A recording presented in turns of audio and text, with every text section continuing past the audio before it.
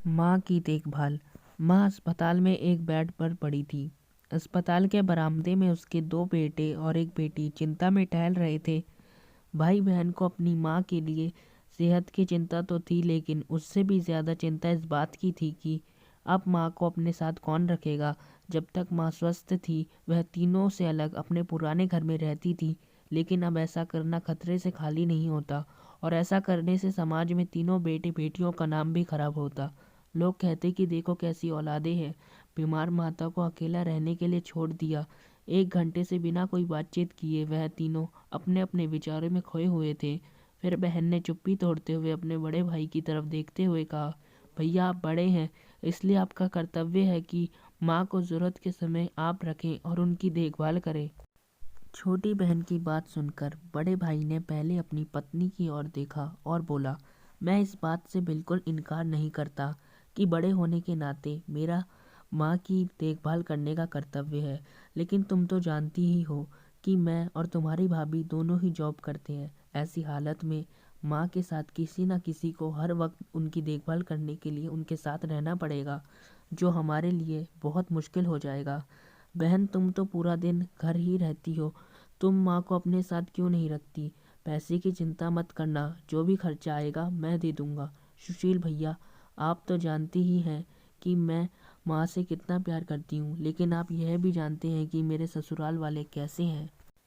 मैं यह बिल्कुल बर्दाश्त नहीं कर पाऊंगी कि कोई मेरी माँ को और मेरे भाइयों को भला बुरा कहे। इसलिए अच्छा यही होगा कि माँ को अनिल भाई के यहाँ रखा जाए। बड़े भाई सुशील ने भी छोटे भाई अनिल के यहाँ माँ को रखने के लिए सहमति जताई। आप यह कैसी बातें कर रहे हो? क्या आपने नहीं देखा है कि माँ कभी भी मेरे घर 2 दिन से ज़्यादा रही ही नहीं है। उसका मेरे यहाँ मन नहीं लगता। फिर कैसे वह इतने दिन मेरे घर रह पाएंगी? छोटे भाई ने अपनी असहमति जताते हुए कहा। इससे पहले कि इस चर्चा को कोई नतीजा निकल पाता, एक नर्स वहां दौड़ते हुए आई और कहने लगी, क्या आप ही वार्ड नंबर 4 में भर्ती मरीज के रिश्तेदार हैं? आपको डॉक्टर साहब बुला रहे हैं। सभी घबरा गए और दौड़ते हुए डॉक्टर के पास पहुंचे। डॉक्टर ने उनसे हाथ जोड़ते हुए कहा, आई एम सॉरी, मैं आपकी माताजी को नहीं बचा पाया। डॉक्टर की इस खबर ने सबके चेहरे पर छोटी मोटी दुख की परत तो चढ़ा दी थी, लेकिन सभी के दिल के किसी कोने में इस बात की खुशी भी छुपी हुई थी कि अब माँ को उन्हें नहीं संभालना पड़ेगा और माँ की वजह से उन्हें परेशान नहीं होना पड़ेगा। दोस्तों, छोटी सी ये इमोशनल कहानी ही समाज का सत्य है। यह लोग ऊपर से जो दिखाते हैं वह अंदर से नहीं होते।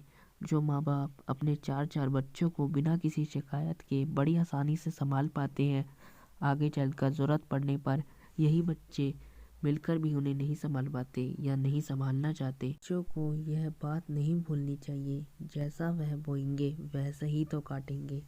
अगर आज वह अपने माँ बाप के साथ बुरा बर्ताव करते हैं तो उन्हें यह याद रखना चाहिए कि उनके बच्चे भी बड़े होंगे और वह भी बूढ़े होंगे।